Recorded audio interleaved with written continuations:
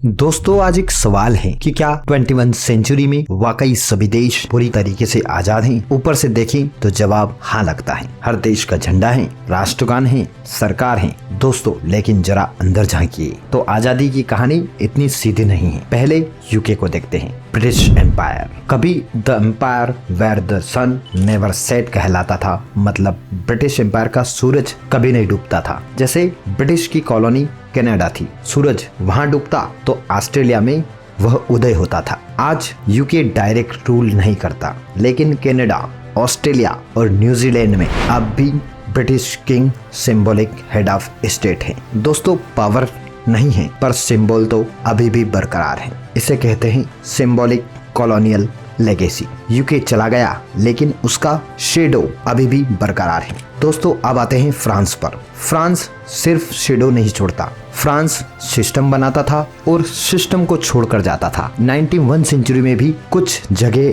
सीधे फ्रांस का हिस्सा है। France overseas territory, French Guiana, री यूनियन, मेयोट, न्यू कैलेडोनिया और फ्रेंच पोलिनेशिया। यहाँ कोई इंडिपेंडेंस ही नहीं है, यहाँ फ्रांस का डायरेक्ट रूल है। लेकिन असली कहानी फ्रांस के अफ्रीका की कॉलोनीज की है।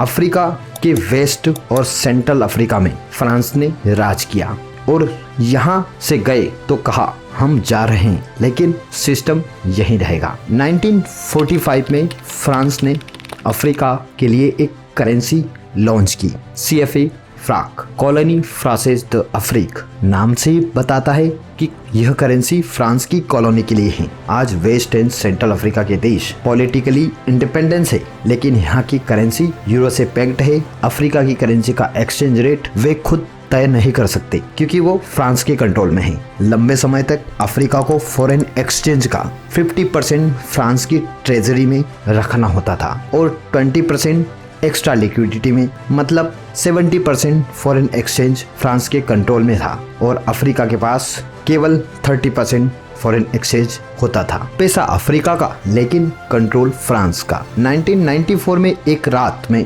फ्रांस ने CFA फ्रैंक को 50% डिवेल्यूएट कर दिया और अफ्रीका की करेंसी का CFA फ्रांक डिवेल्यूएट होने से अफ्रीका में इंपोर्ट महंगे हो गए, सेविंग आधी हो गई और गरीब हो गया। तब लोगों ने समझा यह करेंसी हमारी नहीं है। 2020 तक ऐसा ही चलता रहा और 2020 के बाद प्रोटेस्ट शुरू हुए, खूब हुए और फ्रांस को रिफॉर्म करने पड़े। आज सेंट्रल अफ्रीका के नियम नहीं बदले हैं पर वेस्ट अफ्रीका में कुछ नियम में बदलाव हुए। जैसे 50% फॉरेन एक्सचेंज ट्रेजरी में जमा करना होता था, वो रूल खत्म हुआ। लेकिन सच्चाई अभी भी यह है कि करेंसी आज भी यूरो से जुड़ी है।